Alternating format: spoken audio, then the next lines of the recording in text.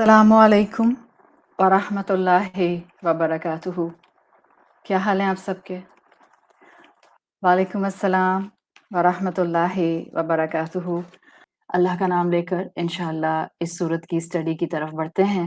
अल्हम्दुलिल्लाहि रब्बिल आलमीन वस्सलातु वस्सलामु अला अशरफिल अंबियाइ वल मुरसलीन व अला आलिहि व सहबिहि व मन इस्तन्ना बिसुन्नतिहि इला यौमिद्दीन। अल्लाहुम्मा जअलना मिनहुम व मिनल लदीना आमनु व अमिलुस सालिहात व तवासौ बिल हक़्क़ि व तवासौ बिस सब्र। आमीन या रब्बल आलमीन। सुम्मा अम्मा बाद फ़अऊज़ु बिल्लाहि मिनश शैतानिर रजीम। बिस्मिल्लाहिर रहमानिर रहीम। रब्बिश्रह ली सदरी व यस्सिर ली अमरी वहलुल उक़दतम मिन लिसानी यफ़क़हू क़ौली। अल्लाहुम्मा सब्बितना इंदल मौती बिला इलाहा इल्लल्लाह। ए हमारे अल्लाह हमें हमारी मौत पर कलमा ला इलाहा इल्लल्लाह पर साबित कदम रखिए। आमीन या रब्बल आलमीन। हमारा टॉपिक है वो है जवाहिरु व दुररुल कुरान। अगर आपको दुररुल कुरान पढ़ने में मुश्किल लगे, it's simple, pearls and Jules of the Quran. आप अक्सर पर्ल्स और ज्यूल्स का लफ्ज अंग्रेजी जुबान में भी इस्तेमाल करती हैं। जवाहिरुल Quran is a common term but absolutely दुररुल Quran is less common term, जो कि कम इस्तेमाल होती है, लेकिन बहरहाल अरबी जुबान का लफ्ज है जो इस्तेमाल किया जाता है। आज का मेरा जो सेशन है वो दो हिस्सों में डिवाइडेड है। एक ये कि कुरान से मुसलमान होने की हैसियत से हमारा जुड़ने का मकसद, कुरान से कनेक्शन का ताल्लुक ये है कि जब मुझे मौत आए तो मेरी मौत अल्लाह की मर्जी के मुताबिक हो।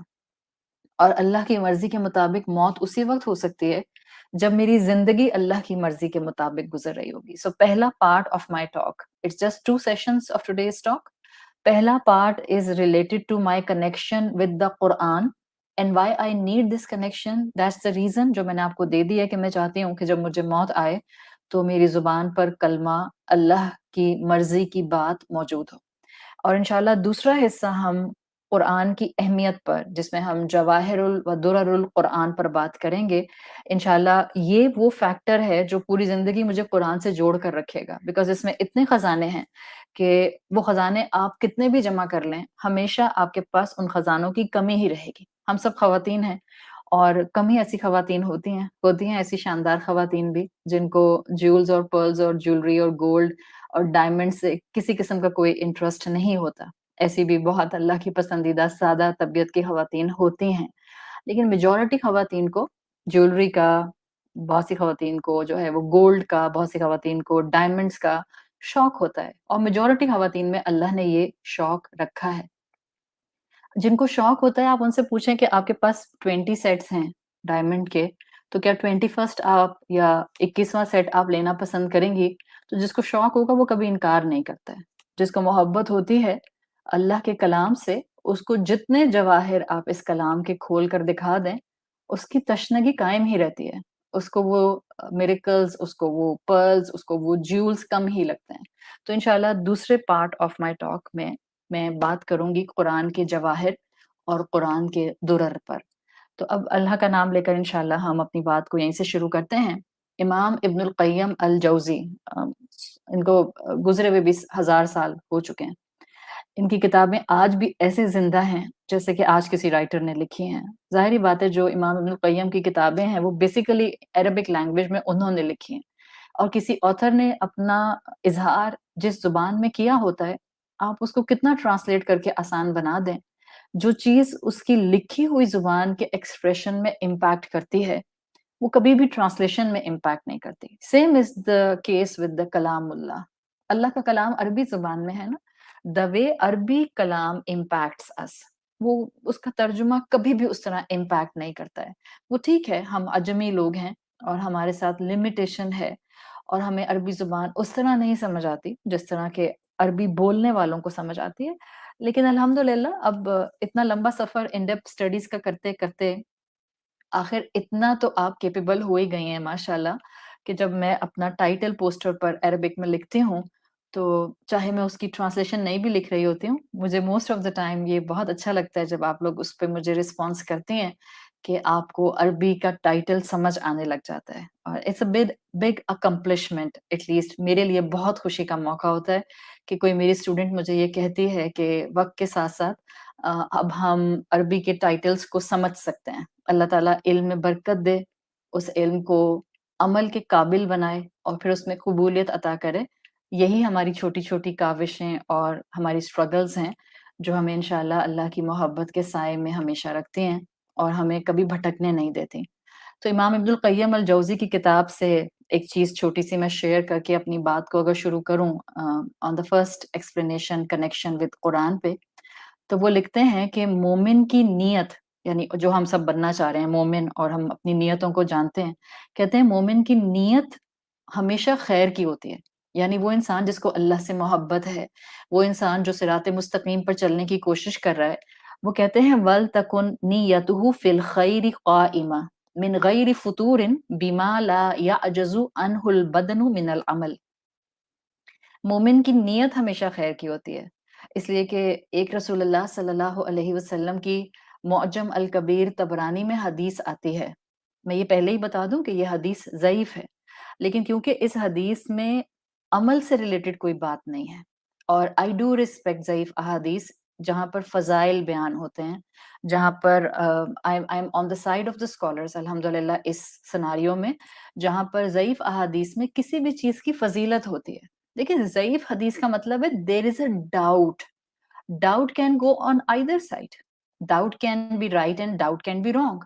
تو دنیا میں تو مجھے نہیں پتا چلے گا کہ ڈاؤٹ کین بی رائٹ اور ڈاؤٹ کین بی رانگ، لیکن اگر اس فریز میں اللہ کے رسول صلی اللہ علیہ وسلم کے کسی چیز کی اہمیت نظر آتی ہے تو اس اہمیت کو سمجھ لینے کے لیے اس کا کنسٹرکٹیو پارٹ لینے میں کوئی مذائقہ نہیں ہے، ہاں اس کو سمجھا صحیح طرح سے جائے۔ تو معجم الکبیر میں طبرانی کی حدیث آتی ہے، آپ صلی اللہ علیہ وسلم نے فرمایا، اور امام ابن القیم نے اپنی بات کے ساتھ اپنی بات کو سپورٹ کرتے ہوئے رسول اللہ کی یہی حدیث مینشن کی ہے اپنی کتاب میں۔ کہتے ہیں اللہ کے رسول صلی اللہ علیہ وسلم نے فرمایا نیت المؤمن خیر من عملہ۔ بہت بڑی بات ہے، اللہ کے رسول کہتے ہیں کہ مومن کی نیت اس کے عمل سے بڑی ہوتی ہے، یعنی مومن کی نیت کا ویٹیج بہت ہوتا ہے۔ Let the intention of a person always be to do good, یہ والا اس میں پوائنٹ آتا ہے۔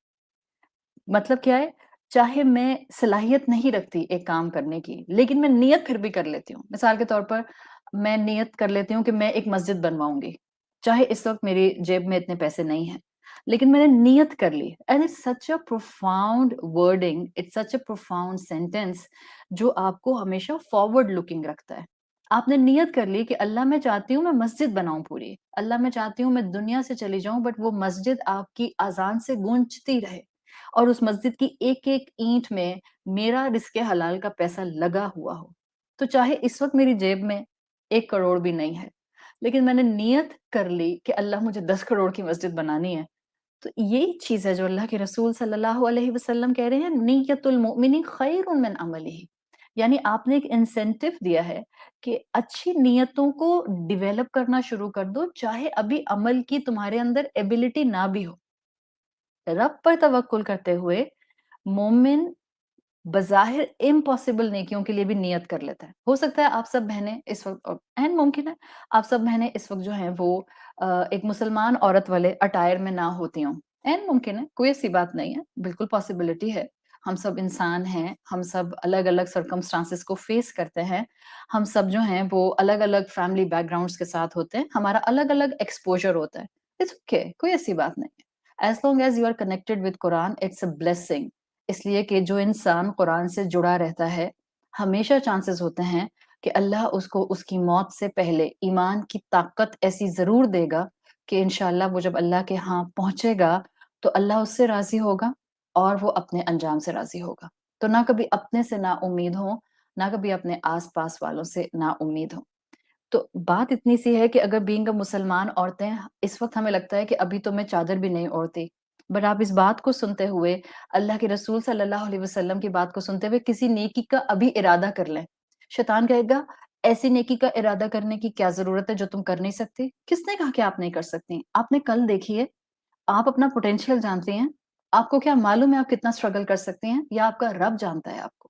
تو اس وقت اگر اتنا بھی ارادہ کر لیا اللہ مجھے ویسا بنا دے جیسا کہ ایک مسلمان عورت سے آپ ایکسپیکٹ کرتے ہیں، بھول جائیں مولوی کیا کہتا ہے، یہ والا فقہ کیا کہتا ہے، وہ والا اسکالر کیا کہتا ہے، وہ والا شیخ کیا کہتا ہے، وہ والا استاد کیا کہتا ہے، وہ والی تفسیر کیا کہتی ہے، forget everything. آسک اللہ، اللہ مجھے ویسا بنا دے، میرا اٹائر، میرا اخلاق، میری اعلیٰ ظرفی، میرے رول ایلوکیشنز، میری طبیعت، میری نیچر، میری پرسنالٹی، میرا اٹھنا بیٹھنا، میرا پروفیشنل لائن کے اندر اپنے لیے جو ہے وہ جابس اور بزنسز کو اویل کرنا، وہ سب ویسا بنا دے اللہ تعالیٰ جیسا آپ پسند کرتے ہیں۔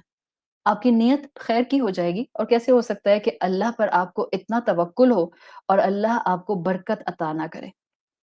یہ وہ کنیکشن ہے جو قرآن ہمیں دیتا ہے، اور یہ وہ کنیکشن ہے جو اللہ کے نیک بندے اپنی زندگی میں ہمیشہ تھام کر رہتے ہیں۔ جتنا آپ کا یہ ایسپیکٹ مضبوط ہوگا، اتنا آپ کو اپنی زندگی میں برکت کا پہلو ہر دن نظر آئے گا۔ اس لیے کہ نیت اچھی ہے نا، اچھی نیتوں کے ساتھ اللہ تعالیٰ آپ پر برکتوں کے دروازے کھول دیتے ہیں۔ نیتیں اچھی رکھیں، نیت اچھی ہوتی ہے آٹومیٹیکلی انسان اس نیت کی حفاظت میں عمل اچھا کرتا ہے، اور پھر اس کے بدلے میں اللہ اس کو خوب عطا کرتا ہے۔ اور صرف کہنے کی حد تک نہیں ہوتا یہ مومن کی بات ہو رہی ہے، دیٹس کوائٹ انڈرسٹوڈ۔ ہم اسٹیرک کے ساتھ ہی بات کرتے ہیں، اور الحمدللہ اب آپ کو اسٹیرک لینگویج کا بھی سمجھ آ گیا ہے۔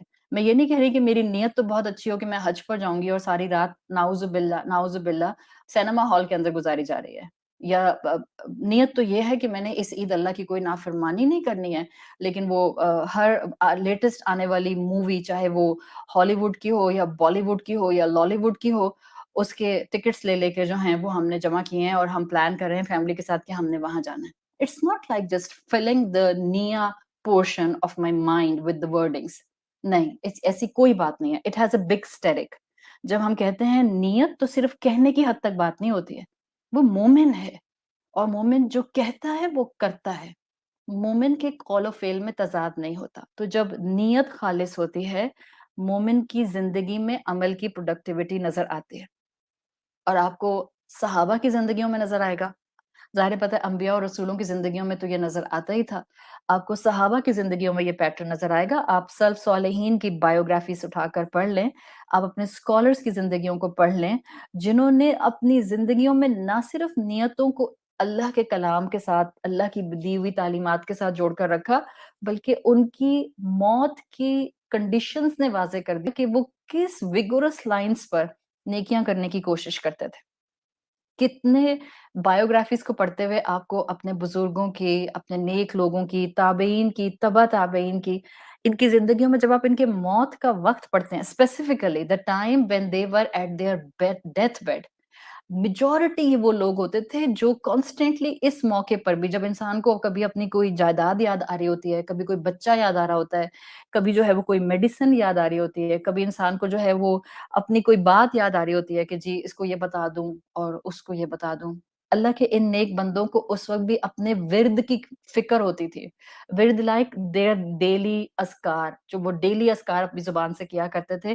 ان کو ہوتا تھا کہ بس میں رب سے اس وقت دعائیں مانگ لوں، وہ آیتیں جو ان کو یاد ہوتی تھیں، اپنے ڈیتھ بیڈ پر وہ یہ دعائیں پڑھا کرتے تھے۔ یہ اللہ نے انسانوں کے اندر ایک بہترین صلاحیت رکھی ہے کہ انسان چاہے تو اپنے آپ کو ایک بہترین مخلوق کے طور پر ہر لمحے پریزنٹ کر سکتا ہے۔ موت کی اہمیت کا جس کو اندازہ ہو جائے، وہ اپنی زندگی میں قرآن سے ڈسکنیکٹڈ رہ نہیں سکتا، اور جس کو قرآن سے ڈسکنیکٹڈ آپ دیکھیں، یا اگر آپ کو لگے کہ آپ اپنی زندگی کے کسی پیچ میں قرآن سے ڈسکنیکٹڈ ہیں، سمپل فلسفی، آپ اپنی موت کو بھولی ہوئی ہیں، اور اگر کمپلیٹلی نہیں بھولی ہیں تو ٹو سرٹن ایکسٹینٹ بھول گئی ہیں۔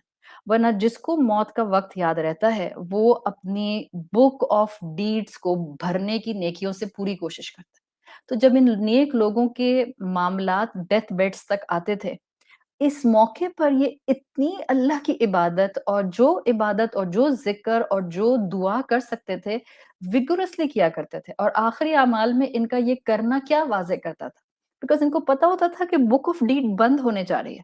मेरी मौत पर मेरे अमाल की किताब बंद हो जाएगी। आज अगर मैं बोल सकती हूँ, सुन सकती हूँ, चल सकती हूँ, ज़िक्र कर सकती हूँ, दुआ कर सकती हूँ, नमाज़ पढ़ सकती हूँ, दिस इज़ अबाउट टुडे। आज मेरी किताब अमाल की खुली है, लेकिन अपने डेथ बेड पर आऊँगी, मुझे पता चल जाएगा कि अब ये बुक ऑफ डीड बंद होने वाली है। तो जब इन बुज़ुर्गों को पता चलता था, जब इन नेक लोगों को पता चलता था कि now it's time to go from this world, वो अपने उस लास्ट चैप्टर के लास्ट पेज पर जो कुछ नेकियाँ लिखवा सकते थे, वो लिखवाने की कोशिश किया करते थे और ये उसी वक़्त मुमकिन होता है। आप अपने डेथ बेड पर एक्टिंग नहीं कर सकते।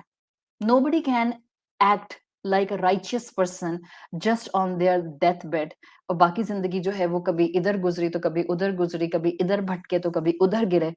ऐसा नहीं हो सकता कि बाकी ज़िंदगी में अल्लाह से गाफ़िल थे और द मोमेंट डेथ बेड पर आए, आप बिल्कुल मोमिनात में या मोमिन में शामिल हो गए, ऐसा नहीं हो सकता। आप मौत के वक़्त प्रिटेंड नहीं कर सकते। जिसने ज़िंदगी अल्लाह की इताअत, कुरान से जुड़कर गुज़ारी होती है, मौत के वक़्त इंसान का रवैया ऑटोमैटिकली वो बन जाता है। बल्कि कुछ स्कॉलर्स लिखते हैं, आपकी ज़िंदगी का जो मेजर चंक होता है, यानी जो आपकी ज़िंदगी का मेजर टिल्टेड साइड होता है। गुनहगार तो हम सभी हैं, कितने भी नेक हो जाएँ। लेकिन अगर आपकी ज़िंदगी में नेकियाँ ज़्यादा हैं और गुनाह कम हैं, तो ज़्यादातर चांसेज़ यही होते हैं कि इंशाअल्लाह मौत के वक़्त आप अपनी नेकी की तरफ टिल्टेड होंगे। तो अल्लाह के नेक बंदे नियतों को खालिस रखते हैं और अल्लाह के नेक बंदे उन नियतों के मुताबिक अमल करने की कोशिश करते रहते हैं। फिर अल्लाह अपने इन नेक बंदों को मौत के वक़्त अपनी रज़ा वाले कामों में इन्वॉल्व्ड रखता है। और हम ये ना भूलें कि जिस हाल पर मौत आएगी, उसी हाल में आखिरत में उठाए जाएँगे। इमाम इब्नुल क़य्यिम अपनी किताब में आगे लिखते हैं, फ़इज़ा अलिमल इंसानु इन बालग़ फ़िल जिद्दी फ़इन्नल मौत यक़तअ अनिल अमल। जब इंसान जो इवन नेकियों में खुद को पुश करने वाला होता है, उसको भी जब ये अंदाज़ा हिट करता है ज़िंदगी में कि मेरी नेकियों का सिलसिला एक टाइम पर ख़त्म हो जाएगा, मेरी ज़िंदगी एक टाइम पर ख़त्म हो जाएगी, ये नेकियों के ऑप्शन ख़त्म हो जाएँगे, तो क्या करता है, अमलु फ़ी हयातिही मा यदूमु लहु अज्रुहु बअद मौतिही। अपनी ज़िंदगी में फिर वो इंसान ऐसे काम करने की कोशिश करता है जो मौत के बाद उसको फ़ायदा दें। आप अपनी ज़िंदगी में सेंसिबल चॉइसेस करते हैं। आप सुबह से शाम और शाम से सुबह और शाम से रात और रात से एक और सुबह आप जानवर की तरह नहीं कर सकती हैं कि बस खाया, पिया, सोए एंड खत्म। एक वो इंसान है जिसकी ज़िंदगी में सिर्फ़ मकसद क्या है, सोफ़ा अच्छा, बिस्तर अच्छा, घर अच्छा, गाड़ी अच्छी, यूनिवर्सिटी अच्छी, स्कूल अच्छा, हैंगआउट्स अच्छे और फ्रेंड्स अच्छे और फैमिली गैदरिंग्स अच्छी और पिकनिक्स अच्छी, दैट्स इट। या कपड़े अच्छे या बैग्स अच्छे या जूते अच्छे। एक ये इंसान है जिसकी ज़िंदगी बस इसी सर्कल में घूम रही है। और इसके मुकाबले में एक वो इंसान है जो इन सबको भी एक बैलेंस में रखता है। लेकिन उसकी सबसे बड़ी फ़िक्र ये होती है कि कुछ ऐसा करूँ इस दुनिया की ज़िंदगी में कि मेरे बाद भी मेरा नेकी का सिलसिला जारी रह जाए। ये वो लोग होते हैं जो कुरान से जुड़े हुए लोग होते हैं। ये वो लोग होते हैं जिनको अपनी मौत अल्लाह की रज़ा पर चाहिए होती है। ये वो लोग होते हैं जो अपनी ज़िंदगी को सेंसिबल वे में गुज़ारने की कोशिश करते हैं, हर नेकी का इरादा करते हैं और अपनी जान लगा देते हैं उस नेकी को मुकम्मल करने की। तो मोमिन अपने वक़्त का बेहतरीन इस्तेमाल करता है। हम यहाँ वक़्त क्यों लगा रहे हैं? हम रमज़ान के बाद भी यहाँ आके क्यों बैठ गए हैं? अब जबकि अल्हम्दुलिल्लाह अब पैंडेमिक ओवर हो गया है, अल्हम्दुलिल्लाह ऑलमोस्ट और जो रिस्ट्रिक्शंस हैं वो काफ़ी जगहों से हट चुकी हैं। इसके बावजूद आपका और मेरा ये ताल्लुक जिसमें हम वक़्त लगाकर एक्सक्लूसिवली सोशल मीडिया पर उन क्लासेस के पैटर्न को अभी भी कंडक्ट कर रहे हैं, जो क्लासेस हमने सिर्फ़ पैंडेमिक में डिज़ाइन की थी। मकसद क्या है? जबकि बाहर की एक्टिविटीज़ भी हमारी बढ़ गई हैं, ज़िम्मेदारियाँ बढ़ गई हैं। मकसद एक ही है, सिर्फ़ ये कि अपने वक़्त को जितना अच्छी तरह से यूज़ कर सकते हैं, उतना अच्छी तरह से यूज़ कर लें। इसी तरह से आपको अल्हम्दुलिल्लाह अल्लाह ने माल दिया है, सदका कीजिए। आपके हाथ में बीज है, ज़मीन में दबा दें। क्या अल्लाह के रसूल सल्लल्लाहु अलैहि वसल्लम के हदीस का मफ़हूम आता है कि अगर क़यामत का दिन आ जाए, तुम्हें लगे कि ज़मीन जॉल्ट कर रही है, यानी ज़लज़ले शुरू हो चुके हैं और तुम्हारे हाथ में बीज हों पौधों के, तो आप सल्लल्लाहु अलैहि वसल्लम की हदीस के मफ़हूम के मुताबिक आपने कहा प्लांट दोज़ सीड्स, उन बीजों को भी ज़मीन में दबा दो बिकॉज़ मकसद क्या है, जाते-जाते नेकी कर जाओ। एक भी नेकी का ऑप्शन डिले ना करो। जहाँ अर्जेंसी का लेवल ये है कि कोई नेकी मिस नहीं करो। अभी आप जहाँ इस वक़्त बैठी हैं, आप कमरे में बैठी हैं, लाउंज में बैठी हैं, बेडरूम में बैठी हैं, बाग में बैठी हैं, बालकनी में बैठी हैं, टेरेस पे बैठी हैं, आप अपने ऑफ़िस में बैठी हैं, आप इस वक़्त स्कूल, यूनिवर्सिटी में बैठी हैं, आप अपने इस वक़्त स्टूडियो में बैठी हैं, जहाँ भी बैठी हैं। आप यहाँ से उठेंगी, जिससे भी आपका आमना-सामना होगा, अम्मी हैं, बहन है, अब्बू हैं, सास हैं, ससुर हैं, शौहर है, बच्चा है, नौकर है, ड्राइवर है, चपड़ासी है, एनीवन, जिस इंसान से आपका इंटरेक्शन होगा, क्या आपको नेकी का कोई मौका नहीं मिलेगा? मुस्कुराकर अस्सलामु अलैकुम, दैट्स इट।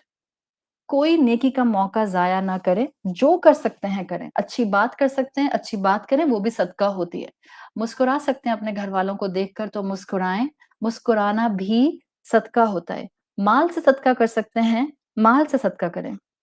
अल्लाह ने आपको औलाद दी है, एक्सर्ट कर दें खुद को कि आप अपनी औलाद को अपने लिए सदका जारिया बनाने की कोशिश करके जाएँ। एक्सर्ट करें खुद को कि आपका बच्चा आपके मरने के बाद अल्लाह से मोहब्बत करता रहे। कितने लोग कोशिश करते हैं इसके लिए? कोशिश करके प्यार से, मोहब्बत से अपनी औलाद के दिल में अल्लाह की मोहब्बत, इस्लाम की मोहब्बत, रसूलुल्लाह सल्लल्लाहु अलैहि वसल्लम की मोहब्बत डालें। It's like planting a seed. आपके लिए जैसे एक बीज लगाना दरख्त का अहम है, इसी तरह से आपका अपनी औलाद के दिल में इस्लाम की मोहब्बत का बीज डालना इज़ वे मोर इम्पोर्टेंट। कोशिश तो करें। अल्लाह बरकत डालने वाला है। अल्लाह उसको आगे बढ़ाने वाला है। आप रिज़ल्ट की फ़िक्र नहीं करें। वो सुनता है, वो जानता है, वो कोशिश देखता है, वो अपने वक़्त पर आपको फल दिखाएगा, उसके टाइमिंग्स कबूलियत के अपने हैं। मगर आपका ईमान इधर से उधर, राइट से लेफ्ट और लेफ्ट से राइट ना हो, फ़ोकस्ड रहे कि जब उसके हवाले कर दिया है, कोशिश मैंने कर ली है, अब वो मुझे ज़ाया नहीं करेगा, मेरी मेहनत को ज़ाया नहीं करेगा, मेरी औलाद के दिल में अल्लाह की मोहब्बत का बीज अपना वक़्त पर दरख्त ज़रूर बनेगा। एक्सर्ट कर दें। ये जब आप मेहनतें करेंगे तो आप सोचें ना जब मौत आएगी तो दिल को एक तसल्ली होगी दुनिया को मैंने दीन नहीं बताया बट मुझे इतना पता है कि मेरे मरने के बाद मेरी औलाद अपने रब के साथ जुड़कर रहेगी। Nothing like it, nothing like it because they are part of me. जब क़यामत के दिन वो खड़े होंगे तो वो कह सकेंगे कि अल्लाह मेरी माँ ने मुझे आपसे मोहब्बत करना सिखाई थी। इससे बड़ा आपके पास कोई अकम्प्लिशमेंट हो सकता है? कि आपकी औलाद कहे अल्लाह के सामने खड़े होकर के अल्लाह मेरी अम्मा ने मुझको आपसे मोहब्बत करना सिखाई थी। It's such a huge statement coming from your child. तो इंसान पूरी कोशिश करता है कि अपनी औलाद पर इतना वक़्त लगाकर जाए कि उसकी औलाद उसके जाने के बाद अल्लाह को याद रखे। और इसकी फ़िक्र माँ-बाप को ही करनी होती है क्योंकि यहाँ बाप नहीं बैठे हुए, माएँ बैठी हुई हैं। तो ये मत कहें, अब्बाओं का और शौहरों का भी फ़र्ज़ होता है। फ़ॉरगेट अबाउट दूसरे का क्या फ़र्ज़ होता है। मुझे ये याद रखना है कि मेरी क्या रिस्पॉन्सिबिलिटी है। मैंने अपने बच्चों को सिखाना है कि वो अल्लाह को याद रखें और जब मैं इस दुनिया से चली जाऊँ तो मेरे बच्चे इंशाअल्लाह अल्लाह से मोहब्बत करने वाले हों। इमाम इब्नुल क़य्यिम ने एक और बहुत प्यारी बात अपनी इस किताब में लिखी जहाँ वो ये मेंशन करते हैं कि अल्लाह के नेक बंदे अल्लाह के कलाम के साथ जुड़े रहते हैं और वो अपना वक़्त ज़ाया नहीं करते। तो स्कॉलर्स के लिए उन्होंने ये बात लिखी है, the people those are at the scholarly level. वो कहते हैं जो स्कॉलर्स हैं उनको अपने वक़्त का इस्तेमाल कैसे करना चाहिए? वो कहते हैं औ युनस्सिफ़ अल किताबा मिनल इल्म फ़इन्ना तस्नीफ़ अल आलिमी वलदहुल मुख़ल्लद। इतनी प्यारी बात उन्होंने की। उन्होंने कहा जो स्कॉलर्स हों उनको चाहिए कि वो किताब ज़रूर लिखें। क्यों? इसलिए कि वो कहते हैं कि किताब इंसान का इम्मॉर्टल चाइल्ड होती है। मेरी जो औलाद है वो आज नहीं तो कल उसको भी मौत आएगी। मेरी औलाद की जो औलाद होगी ज़ाहिर है उसको भी एक दिन मौत आएगी। लेकिन वो कहते हैं कि आपके हज़ारों साल बाद भी लिखी हुई किताब, आपका वो इम्मॉर्टल चाइल्ड होती है वलदहु अल मुख़ल्लद। एक ऐसी हमेशा रहने वाली आपकी औलाद होती है जो कभी ख़त्म नहीं होती, जिससे हमेशा लोग फ़ायदा उठाते रहते हैं। फ़ज़ालिकल्लज़ी लम यमुत, उसको कभी मौत नहीं आती। वो किताब आपका एक ऐसा बच्चा है, जिसको कभी मौत नहीं आती। क़ाल क़द मात क़ौमुन व हुम फ़िन्नासि अहया। फिर इमाम इब्नुल क़य्यिम अल-जौज़ी लिखते हैं कि कुछ लोग ऐसे होते हैं जो अपनी ज़िंदगी में इतनी मोहब्बतें आस-पास बिखेर देते हैं। सी ही डिडन्ट सेड कि इतना इल्म आस-पास बिखेर देते हैं। He said وہ اپنے آس پاس اتنی محبتیں بکھیر دیتے ہیں کہ وہ ہمیشہ لوگوں کے درمیان میں چلتے پھرتے رہتے ہیں بیکاز لوگ ان کی اچھائیوں کو یاد کرتے رہتے ہیں. تو چاہے وہ اس دنیا سے چلے جاتے ہیں لیکن لوگ ان کی اچھائیاں، ان کی مسکراہٹیں، ان کا صبر، ان کا مشکلات میں بھی ثابت قدم رہنا، ان کا اللہ کے اوپر توکل، ان سب چیزوں کو اتنا یاد رکھتے ہیں، اتنا یاد رکھتے ہیں کہ وہ لوگ اپنی موت کے بعد بھی لوگوں کے اندر جانے پہچانے جاتے ہیں. تو الحمدللہ یہ ایک گلمپس صرف میں نے آپ کو دکھایا ہے کہ آپ کا اور میرا قرآن سے جڑنا کیوں ضروری ہے، وقت کے صحیح استعمال کے لیے، نیتوں کو صحیح رکھنے کے لیے، زندگی میں چھوٹے چھوٹے نیکیوں کے اعمال کو ویسٹ نہ کرنے کے لیے، اور اپنی موت کے وقت اللہ کے ساتھ اپنے تعلق کو مضبوط رکھنے کے لیے. یہ وہ ہمارے سلف کی، بزرگوں کی، اولیاء کی، جو نیک لوگ ہیں ان کی سنتیں ہیں جس سے ہم کانسٹنٹلی سیکھتے ہیں. اور جتنا ہم قرآن سے جڑے رہیں گے ہمارا ایمان ہے، اس میں ہدایت ہے، اس میں شفا ہے، اس میں ہماری فلاح ہے، اس میں ہمارا سکون ہے. So this was part 1 of my talk. Now I am moving towards part 2 of my talk. قرآن سے جڑنا کیوں ضروری ہے؟ آپ کو میں نے 4-5 براڈ ریزنز دے دیے کہ قرآن سے جڑنا، بار بار قرآن کی صورتوں پر وقت لگانا، بار بار قرآن کے سامنے آ کر بیٹھنا، ان ڈیپتھ اسٹڈیز کرتے ہوئے گہرائی میں اس کے جواہر تلاش کرنا، یہ اس لیے ضروری ہے. 4-5 چیزیں اپنے سامنے لکھ لیں کہ مجھے دنیا سنوارنی ہے، نیت نیکیوں کی رکھنی ہے، چھوٹی نیکی کو ضائع نہیں کرنا، کانسٹنٹلی اپنی اولاد پر ایگزرٹ کرنا ہے محبتوں کے ساتھ کہ وہ اللہ کی بندے بندیاں بن جائیں، اپنے آس پاس محبتیں بکھیرنی ہیں، اور جتنا نیکیاں اڈاپٹ کر سکیں اتنی اڈاپٹ کرنی ہے تاکہ موت ایسے حال میں آئے کہ ہم اپنے انجام سے راضی ہوں اور اللہ ہم سے راضی ہو. اگلا حصہ، جس قرآن کو الحمدللہ ہم وقت لگانے کے لیے اتنا انسینٹیو بنا رہے ہیں، اس قرآن کا معجزہ یہی ہے کہ اس کے عجائب ختم ہی نہیں ہوتے ہیں. آپ ایک صورت سے دوسری صورت میں جاتی ہیں، اور الحمدللہ آپ نے اب تک میرے ساتھ کئی صورتیں کر لی ہیں. جو خواتین اس وقت کئی سالوں سے میرے ساتھ اٹیچ ہیں الحمدللہ، starting from 2016 in depth studies کا سلسلہ آن اینڈ آف، کبھی تھوڑا، کبھی زیادہ، کبھی ایک ہلکی انٹینسٹی سے، کبھی لائٹ انٹینسٹی سے کانسٹینٹلی چل رہا ہے. اور ہم نے ہمیشہ محسوس کیا ہے، مجھے ہمیشہ ایسا لگتا ہے کہ قرآن کے اندر کئی کتابیں موجود ہیں، اور جتنی صورتیں ہیں قرآن کی اتنی کتابیں ہیں. انفیکٹ اگر کوئی اور وقت لگانے والا ہو جس کو مزید اس قرآن کے اوپر وقت لگانا ہو تو ہر آیت ایک کتاب ہے. زندگی ختم ہو جائے اس قرآن کے عجائب ختم نہ ہو. This is kind of an ocean جو کانسٹنٹلی جیولز اور پرلز سے بھرا ہوا ہے. امام غزالی کو ہم سب جانتے ہیں. امام غزالی لکھتے ہیں اپنی کتاب میں، اور یہ وہ لوگ ہیں جن کی کوئی ایک دو کتابیں نہیں ہیں. آپ امام ابن القیم الجوزی کو دیکھ لیں، یا آپ امام ابو حامد الغزالی کو دیکھ لیں، ان لوگوں کی کئی کئی 100 کتابیں ہیں، کئی کئی 100 کتابیں. اٹس آل اباؤٹ کہ آپ کو کتنی عربی زبان سمجھ آتی ہے، آپ پڑھ سکتی ہیں. آپ میں سے اکثر بہنیں پوچھتی ہیں کہ کون سی کتاب میں سے آپ نے یہ بتایا، تو وہ سب عربی کی کتابیں ہوتی ہیں. ٹرانسلیشنز مجھے نہیں معلوم ہے، میں عربی میں کتاب پڑھ رہی ہوتی ہوں تو مجھے ان کی ٹرانسلیشنز کا نہیں اتنا آئیڈیا ہوتا.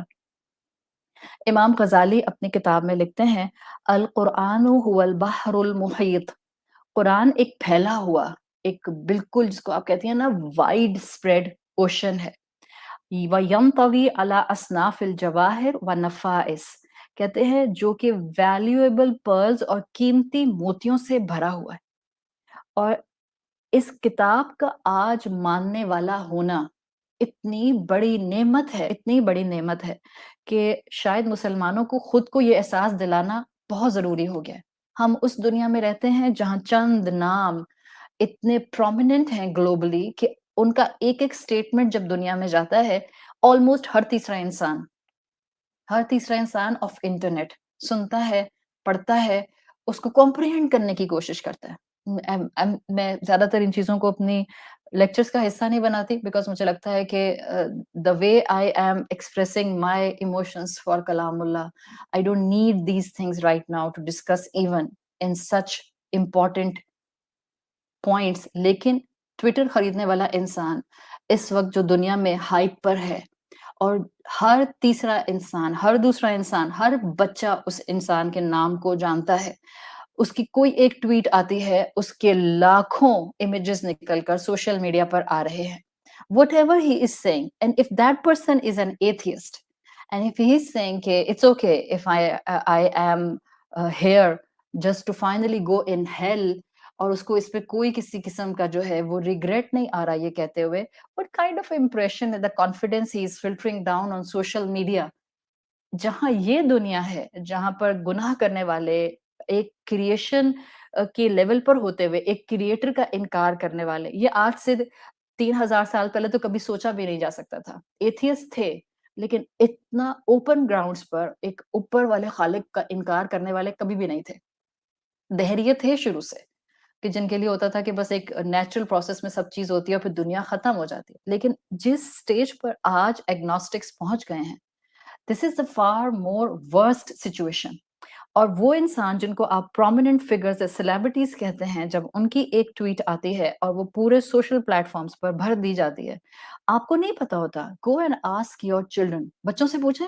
अगर अभी भी आपके ज़हन में नहीं है और आपको नहीं मालूम है कि ट्विटर लेटेस्ट किसने अभी खरीदा है, तो आपके हर बच्चे को, जो आपका बच्चा 14-15 साल से ऊपर है, उसको सबको पता होगा, किसने खरीदा है और अभी उसकी लेटेस्ट ट्वीट जिसका मैं ज़िक्र कर रही हूँ, ये भी पूछ लीजिएगा, उनको ये भी पता होगा कि क्या कहा है उसने।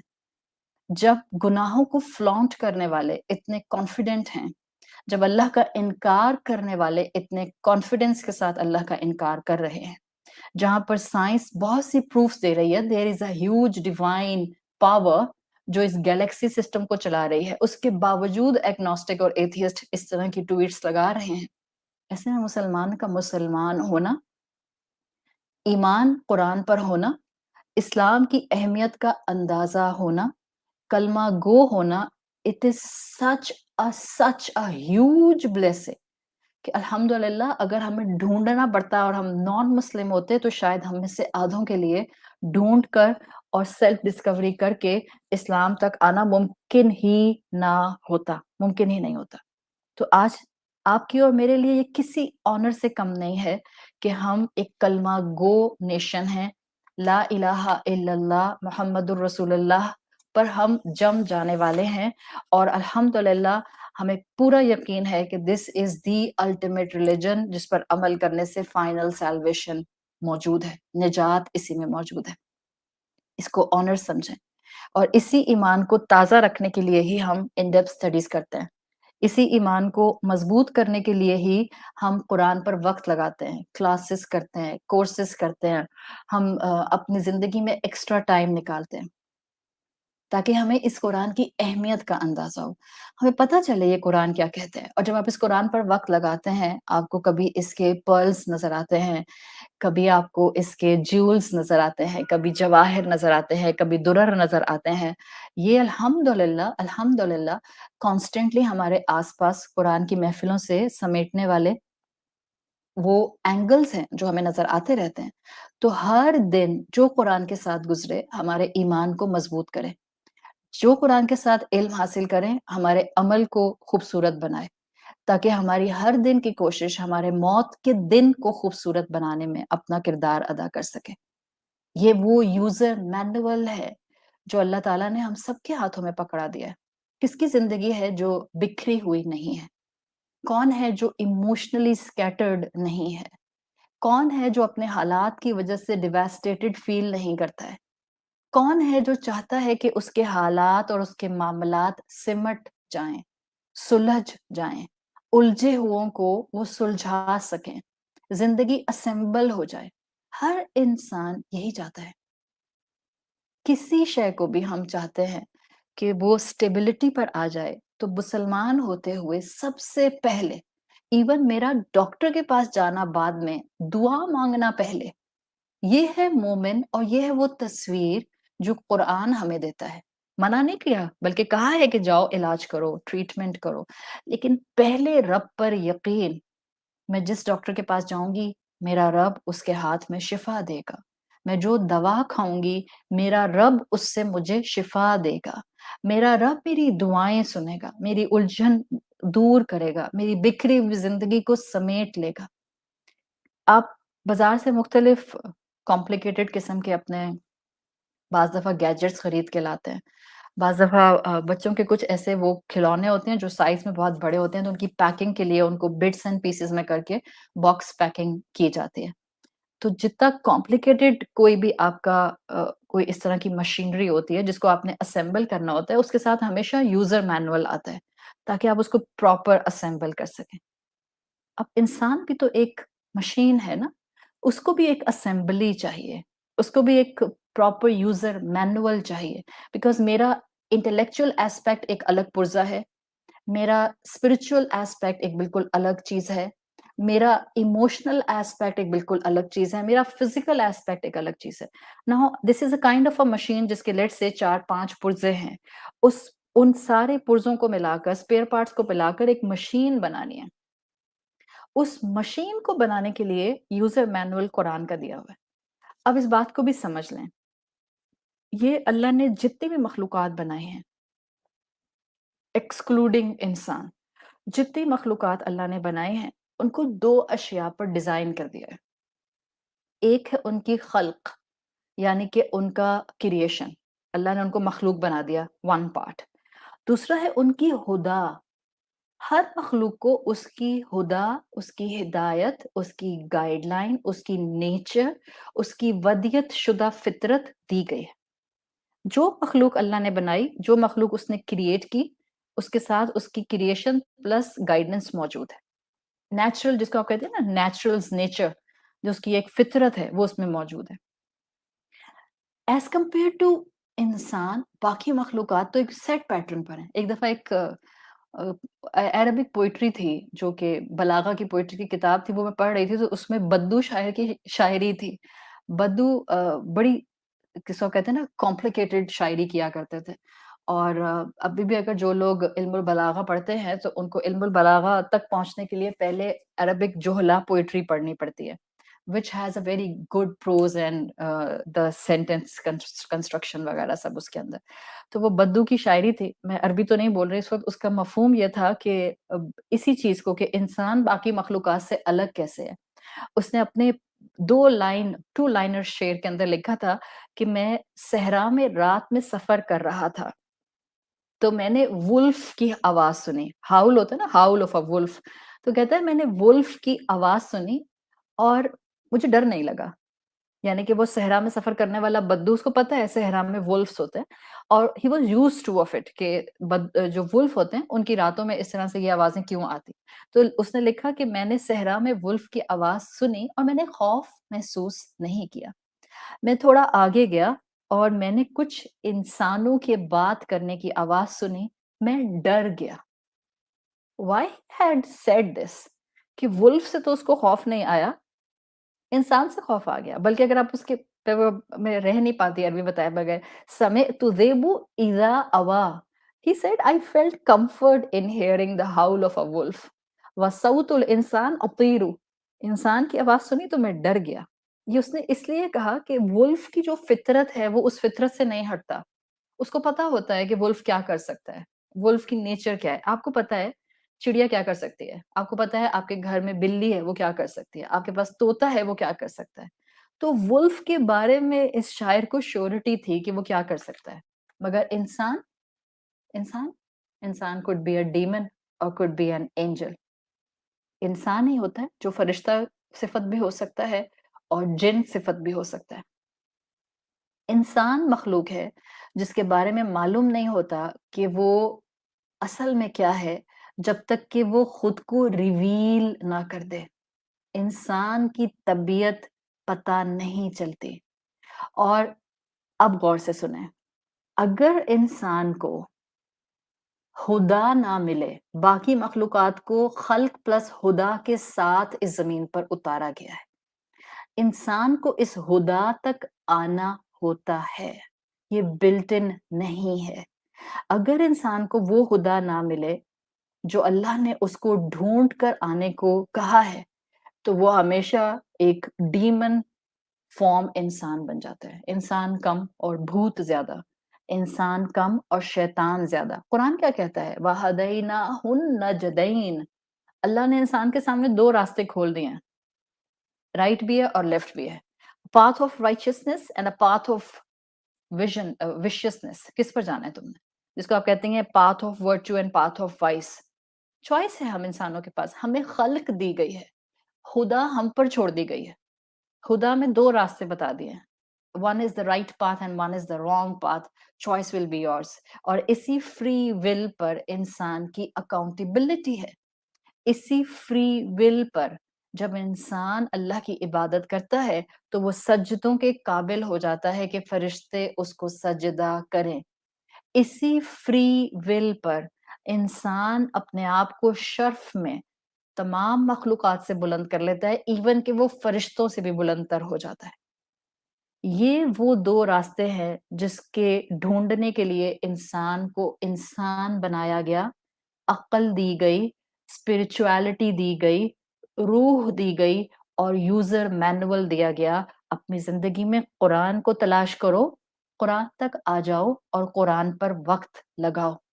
آپ کا اور میرا یہاں بیٹھنا اور وقت لگانا یہ اسی روڈ میپ تک آنا ہے جس روڈ میپ کو میں اپنی زندگی کا حصہ بنانا چاہ رہی ہوں. اس ہدا تک آنا چاہ رہی ہوں جو ہدا مجھے باقی مخلوقات سے بلند کر دیتی ہے. دس ہدا جو قرآن دیتا ہے it gives us the ability to navigate into our lives. یہ وہ ہدا ہے جس تک اللہ تعالیٰ چاہتے ہیں کہ ہم آ جائیں. تو انسان کو انگرینڈ ہدا نہیں دی گئی ہے. انسان کو خود تلاش کر کے اپنی عقل کا استعمال کر کے رب کے کلام کو روح سے جوڑ کر یہاں تک آنا ہوتا ہے. پھر آپ کو قرآن ایک میپ دیتا ہے. اچھا یہ بتائیں آپ کے گھر میں قرآن ہے، صحیح ہے؟ ہم سب کے گھروں میں بچپن سے قرآن تھا. مجھے آپ لوگوں کا نہیں پتا، بٹ پوائنٹ اگر میں یہ کہوں کہ میرے گھر میں جب سے میں نے آنکھ کھولی بچپن سے قرآن تھا. لیکن اگر میرے گھر کے شیلف میں میپ رکھا ہے اور مجھے میپ دیکھنا نہیں آتا، there is no use of that map. ہم سب کے پاس قرآن ہو، ہم سب کو قرآن لیٹ سے تلاوت کرنا بھی آتا ہو، مگر ہمیں اس میپ میں نیویگیٹ کرنا نہیں آتا ہو.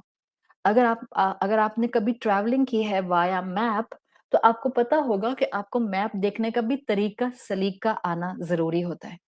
جب بھی اس میپ کے قواعد آپریشنل ہوتے ہیں نا، جب بھی وہ آپ کو صحیح جگہ پہنچا سکتا ہے. ورنہ میں ہاتھ میں میپ پکڑے رہوں تو یہ تھوڑی گارنٹی ہے کہ میں اپنی منزل پر پہنچ جاؤں گی. میری زندگی، آپ کی زندگی ایک سفر ہے اور قرآن اس میں ہمارا ایک میپ ہے، یوزر مینول ہے. اس قرآن کو پڑھنے کا طریقہ بھی تو چاہیے تاکہ میپ کو ریڈ بھی تو کر سکیں. اب ہر انسان کا اس میپ کو ریڈ کرنے کا طریقہ اگر الگ الگ ہوگا اور وہ اللہ کے رسول صلی اللہ علیہ وسلم کی گائیڈنس سے جا کر نہیں ملے گا تو ہو سکتا ہے ہم کچھ کور کریں، کچھ نہ کور کریں، یا پیچھے رہ جائیں، یا بھٹک جائیں، یا ڈیویٹ کر جائیں. Any thing is possible. تو اللہ تعالیٰ نے آپ کو اور مجھے بہت رحمت سے نوازا ہے کہ ہم الحمدللہ قرآن کے سامنے بیٹھے ہیں اور قرآن پر وقت لگا رہے ہیں اور ان ڈیپتھ اسٹڈیز کے تھرو ہم اس روڈ میپ کو جو قرآن ہمیں دے رہا ہے اس کو سمجھنا چاہ رہے ہیں. اسی سے میری آخری ایکسپلینیشن جو ہے بس وہ آج کی بات کی آگے چل رہی ہے، اور وہ یہ کہ اللہ نے یہ جو ہمیں میپ دیا ہے نا، یہ جو ہمیں اسلام یا قرآن دیا ہے، اس کو آپ 3 طرح سے سمجھیں. 3 چیزوں کو ذہن میں رکھیے گا. آپ کا اور میرا جو آؤٹ ورڈ پاتھ ہے نا، جس میں نے لیٹ سے صبح اٹھنا ہے، نماز پڑھنی ہے، اس کے بعد مجھے اپنے بیٹی ہونے کا رول پلے کرنا ہے، بہن ہونے کا رول پلے کرنا ہے، بیوی ہونے کا رول پلے کرنا ہے، ماں ہونے کا رول پلے کرنا ہے، پھر ظہر کی نماز ہے، پھر میرے زندگی کی کچھ ایکٹیویٹیز ہیں، رسپانسبلٹیز ہیں، پھر میری نمازیں ہیں. یہ جو آؤٹ ورڈ پاتھ ہے اس کے لیے اللہ تعالیٰ نے ہمیں شریعت دے دی ہے. اسی قرآن کے اندر شریعت بھی موجود ہے. اسی روڈ میپ میں پہلا ایسپیکٹ ہے شریعت کا، جس کو آپ شریعہ کہتے ہیں.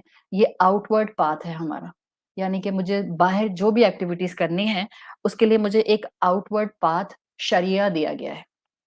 شریعہ کہتے ہیں عربی زبان میں پاتھ ٹو واٹر. وہ ایک چینل بنتا تھا جو صحرا میں لوگ استعمال کیا کرتے تھے تاکہ وہ چینل، واٹر چینل جو ہے وہ ان کے علاقوں تک لے کر آ جائے پانی کو. اب آپ صحرا کے اندر واٹر چینل کی اہمیت سمجھ سکتی ہیں. کسی صحرا کے اندر ایک واٹر کینال چھوٹی سی بنا دینا یا چینل بنا دینا، یا اردو میں کیا کہتے ہیں اس کو، ایک پاتھ، ایک راستہ بنا دینا پانی کا. It's like life giving thing. رسول اللہ صلی اللہ علیہ وسلم نے اپنے صحابہ کے لیے فرمایا کہ یدخلون الیہ روادا و یخرجون ادلہ.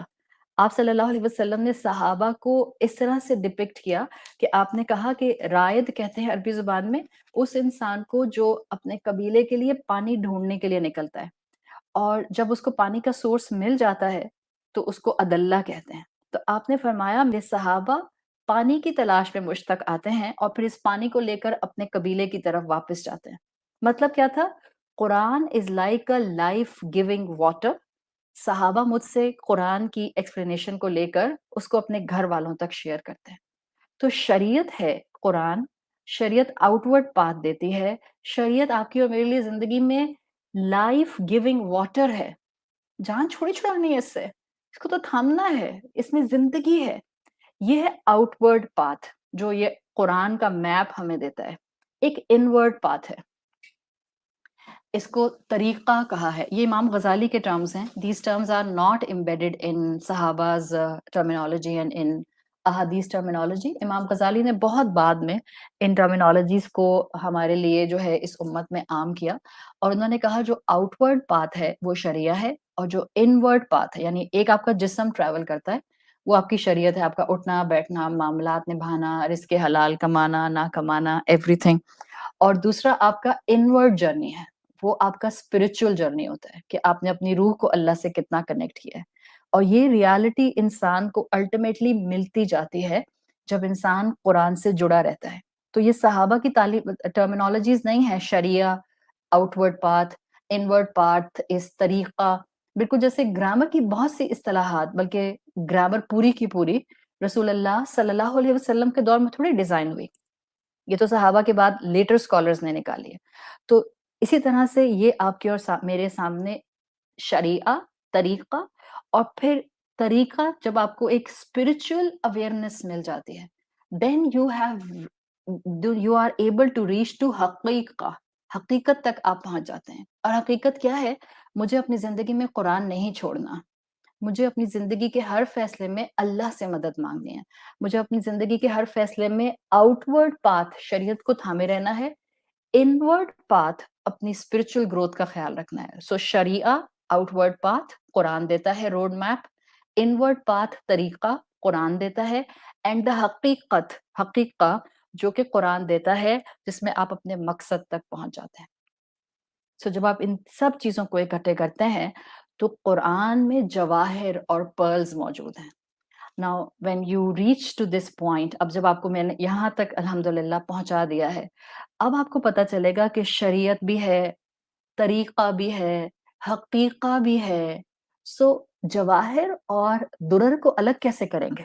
امام غزالی نے دو طرح سے اس چیز کو ڈیفائن کیا ہے. دیکھیں مختلف اسکالرز نے مختلف ٹرمینالوجیز سے اپنی بات کو سپورٹ کیا ہے. ظاہر آپ ایک ٹائم پر ایک ہی اسکالر کی بات کو لے کر ڈیفائن کرتے ہیں، آپ اس وقت اس کی کھچڑی نہیں پکا دیتے تاکہ سننے والے کے لیے بھی بات صحیح رہے. So I am trying to come in a flow. پہلے وقت کا استعمال، نیت اچھی، عمل کی کوشش تاکہ موت اچھی. اس کے بعد پھر قرآن کی اہمیت، اس لیے کہ قرآن کے اندر کانسٹنٹلی بہت سے ہمارے لیے فائدے موجود ہیں، اس کے اندر بہت آنر موجود ہے کہ ہم اس سے جڑے ہوئے ہیں. پھر یہ کہ ہر مخلوق کو خلق اور ہدا دی، ہمیں کہا قرآن پکڑا کے اب اس ہدا تک آ جاؤ، اور پھر بتا دیا کہ اس قرآن کو روڈ میپ کی طرح لو، اور اس میں تین چیزیں ہیں، شریعہ ہے، طریقہ ہے، حقیقہ ہے. امام غزالی کہتے ہیں قرآن کی 763 آیات ہیں جن کو وہ جواہر القرآن کہتے ہیں، جیولز آف دا قرآن. اور کہتے ہیں قرآن کی 741 آیات ہیں جن کو وہ درر القرآن کہتے ہیں، یعنی pearls of the Quran. Such a beautiful explanation کہ جب میں نے پہلی مرتبہ پڑھی تھی I was in a situation کہ اس طرح تو ہم نے کبھی سوچا ہی نہیں. دیکھیں انگریزی میں بھی دو لفظ ہیں، جیول اینڈ پرل، ایک نہیں ہوتا ہے، دو الگ الگ چیزیں ہوتی ہیں. میں بتاتی ہوں ڈفرنس کیا ہے. جیول از اے پریشیس نیچرل اسٹون. آپ جیول اس کو کہتے ہیں جو کہ نیچرلی آپ کو ملے گا مائنس کے اندر سے، آپ کو اس کے اوپر سے جو ہے وہ ڈینسٹی ہٹا کر، ایکسٹرا پتھر ہٹا کر اصلی پتھر اندر سے نکالنا ہوتا ہے. That's a jewel. Pearl is an object جو پروڈیوس ہوتا ہے ود ان این آئسٹر. سو دو بالکل الگ چیزیں. تو امام غزالی نے یہ 2 طرح کی آیات کیوں مینشن کی؟ جواہر القرآن اور درر القرآن۔ وہ کہتے ہیں کہ جو جواہر القرآن کی آیات ہیں، یہ وہ آیات ہیں جس میں کانسیپٹ آف لا الہ الا اللہ موجود ہے۔ یعنی جہاں اللہ کون ہے آیات بتاتی ہیں، اللہ کی صفات کیا ہیں، اللہ کی سنتیں کیا ہیں، اللہ ہم سے کیا چاہتا ہے، اللہ ہمیں کن چیزوں سے روکتا ہے، اللہ کے بارے میں بتانے والی آیات کون سی ہیں۔ امام غزالی کے مطابق یہ 763 آیات جواہر القرآن، jewels of the Quran, natural stones کی طرح ایز اٹ از اللہ کی صفات فکسڈ ہیں۔ اتنا پیارا انالوجی دینے کا انداز ہے کہ جیسے آپ جیولز کو بدل نہیں سکتے، روبی ول بی اے روبی، آپ اس کو سیفائر نہیں بنا سکتے ہیں، گولڈ ول بی گولڈ، آپ اس کو کاپر نہیں بنا سکتے، سلور نہیں بنا سکتے۔ سو جیول آف دا قرآن، جواہر القرآن آر فکسڈ، اور وہ ساری آیات انہوں نے اس میں امبیڈڈ کر دی جس میں اللہ کا تعارف، توحید کا انٹروڈکشن، اللہ کی صفات بیان ہوئی ہیں۔ اینڈ سی دا بیوٹی، وہ کہتے ہیں جو درر القرآن ہیں، جو پرلز آف دا قرآن کی آیات ہیں جو 741 ہیں، وہ کہتے ہیں یہ وہ آیات ہیں جس میں محمد الرسول اللہ کا کانسیپٹ ہے، اور محمد الرسول اللہ کے تھرو ان کے مومنین، امت اور صحابہ کی سٹرگلز کا ذکر ہے۔ This is such a beautiful profound thing, because آپ جب جیول اور پرل کے ڈفرنس کو دیکھتے ہیں تو جیول تو ہو گیا نیچرل سٹون، پرل کیسے بنتا ہے؟ رسول اللہ صلی اللہ علیہ وسلم اللہ کے حبیب کیسے بنے؟ صحابہ کرام رضی اللہ عنہم اجمعین کیسے بنے؟ آپ صلی اللہ علیہ وسلم کے نیک اشخاص امت کے مومنین سابقین کیسے بنے؟ صادقین کیسے بنے؟ صالحین کیسے بنے؟ شہداء کیسے بنے؟ There was a struggle behind it, just like there is a struggle in the formation of a pearl making. Pearl کیسے بنتا ہے؟ ایک ریت کا ذرہ ہوتا ہے، وہ آئسٹر کے اندر اٹک جاتا ہے جا کے۔ آئسٹر کے اندر جب وہ اٹکتا ہے تو آئسٹر کو اریٹیشن ہوتی ہے، اور جب آئسٹر کو اریٹیٹ کرتا ہے تو ڈیفense سسٹم آئسٹر کا کام کرتا ہے، اور اس اریٹیشن کی وجہ سے آئسٹر اس ریت کے ذرے کے اراؤنڈ پروٹیکٹیو شیلڈ اپنی جو ہے وہ آپ اسپٹ کرنا کر دیں یا ایکسکریٹ کرنا کہہ دیں، یا وہ سیکریشن سے وہ باہر نکالتا ہے۔ بالکل جیسے ہمارے جسم میں اگر کوئی ہارمفل باڈی، کوئی آبجیکٹ آ جائے، کوئی جرم، بیکٹیریا، وائرس، کوئی بھی جو آپ کا فورن باڈی آپ کو جسم میں آتی ہے، تو آپ کا ڈیفense سسٹم کام کرتا ہے نا، اور اس کو وہ پروٹین سے یا ڈیپینڈنگ اپون اس وقت کیا ریکوائرمنٹ ہے، امیون سسٹم اس کو لیئر کرنا شروع کرتا ہے تاکہ اس نقصان دہ چیز کا امپیکٹ آپ کی باڈی پر نہیں آئے۔ اسی پروسیس میں جیسے کہ امیون سسٹم کسی فورن ایلیمنٹ کو آپ کے جسم میں کور کرتا ہے ود دا ریکوائرڈ پروٹین، اسی طرح سے آئسٹر میں ریت کا ایک ذرہ آتا ہے، اس کو وہ آئسٹر اریٹیشن سے بچانے کے لیے کور کرتا ہے۔ تو ایگریویشن کریٹس دا پرل، وہ ریت کا ذرہ and the combination of that support system of oyster, یہ دونوں مل کر اس ریت کے ذرے کو پرل بنا دیتے ہیں۔ سی، تو ریت کے ذرے کو آئسٹر کے اندر اریگیشن کی وجہ سے جو پرل ڈیولپمنٹ تک لایا گیا ہے، یہ وہ درر القرآن ہیں جس میں مومنین کی سٹرگلز کو مینشن کیا گیا ہے۔ رسول اللہ صلی اللہ علیہ وسلم کا مقام ان کی محنتوں کے ساتھ اٹیچڈ ہے۔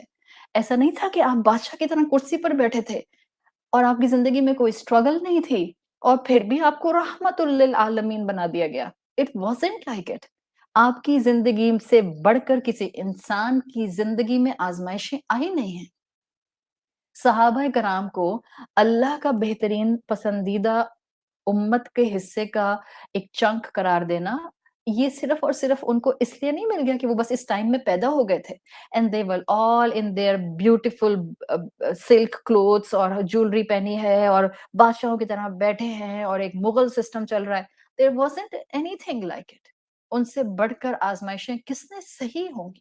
وہ پرل بننے کی پوزیشن میں آئے ہیں، تب جا کر ان کو وہ مقام ملا کہ اللہ ان سے راضی ہوا اور وہ اپنے انجام سے راضی ہوئے۔ مومنین سابقین یا امت میں آنے والے وہ تمام مومنین جو آخری حصے تک اس امت میں آئیں گے، وہ اپنی مشکلات میں اس قرآن، اس روڈ میپ کی صحیح ہدا کو اڈاپٹ کر کے پھر وہ اس درر، اس پرل فارمیشن کی پوزیشن پر آئیں گے۔ آپ کا دل ان حالات کی مشکل میں جب اللہ کے دیے ہوئے روڈ میپ سے شریعہ، طریقہ اور حقیقہ اڈاپٹ کرتا ہے، آپ کا دل وہ خوبصورت پرل بن جاتا ہے۔ اریٹیشن ہوتی ہے، لوگ ستاتے ہیں، لوگ قدر نہیں کرتے، لوگ آپ کا حق نہیں دیتے، آپ کو زندگی میں بہت جگہوں پر اپنے نفس کو پیچھے کرنا پڑتا ہے، خواہشات کو دبانا پڑتا ہے، اپنے آپ کو کنٹرول کرنا پڑتا ہے، آپ کو اپنی جذبات کو تھامنا ہوتا ہے۔ یہ ساری ایجیٹیشن اور اریٹیشن آپ کے دل کو اللہ کی نظر میں درر بنا دیتی ہے، پرل بنا دیتی ہے، اور قرآن اس طرح کی سپورٹو آیات سے بھرا ہوا ہے۔ ان درر القرآن میں آپ کی سٹرگلز اللہ نے اصل میں امبیڈڈ رکھی ہیں کہ میرے حبیب صلی اللہ علیہ وسلم نے جیسے محنت کر کے اللہ کی محبت کا مقام حاصل کیا، آپ کے امتیوں میں ہر ایک کے پاس ایک آپشن موجود ہے کہ وہ اپنے حبیب، اپنے رسول صلی اللہ علیہ وسلم کی شریعت، ان کے طریقہ، ان کی حقیقت کو اڈاپٹ کرتے ہوئے اس بہترین پرل فارمیشن کے پروسیس میں آ جائے۔ تو قرآن کی آیات کی سٹڈی ہم اس لیے کرتے ہیں تاکہ ایمان کی طاقت آئے، ایڈورسٹی میں، مشکل میں صحیح ہدا کو تھامنے کی توفیق مل جائے، زندگی کی بے تحاشا آزمائشوں میں انرجی مل جائے، ہم اپنی زندگی کا وقت صحیح استعمال کر سکیں۔ جو جواہر القرآن ہے، جہاں توحید کا ذکر ہے، ہم اس توحید کو بہترین طریقے سے تھامتے ہوئے درر القرآن کو سمجھنے کی کنڈیشن میں آ سکیں۔ اور یہ ان ڈیپتھ اسٹڈیز ان دونوں طرح کی آیات کو آپ کے سامنے سمندر کی طرح کھول دیتے ہیں۔ اللہ کے کلام اور اللہ کے صفات کے بارے میں جو آیات ہیں وہ فکسڈ ہیں لائک جیولز، اور جو میرے اور آپ کے اسٹرگل سے ریلیٹڈ آیات ہیں they are like based on struggles, جہاں آپ کو اور مجھے، میرے اور آپ کے دل کو پرل بنانے کے لیے اللہ کی طرف سے دی ہوئی ہدا ہمیں انشاءاللہ درر القرآن کی آیات کے اجر کے انڈر لے آتی ہے۔ اللہ تعالی ہمارے لیے اس علم کو حاصل کرنا آسان بنا دے۔ اللہ میزان میں ہماری اس محنت کے عمل کو سب سے ہیویسٹ رکھیے۔ اللہ ہمیں دنیا میں کوئی اجر نہیں چاہیے، ہمیں صرف اور صرف آپ کی رضا، قبولیت اور آپ سے اجر چاہیے۔ اللہ جو ہم سے غلطی ہو جائے درگزر فرما دیجئے۔ اللہ سب بیماروں کو شفائے کلی عطا فرما۔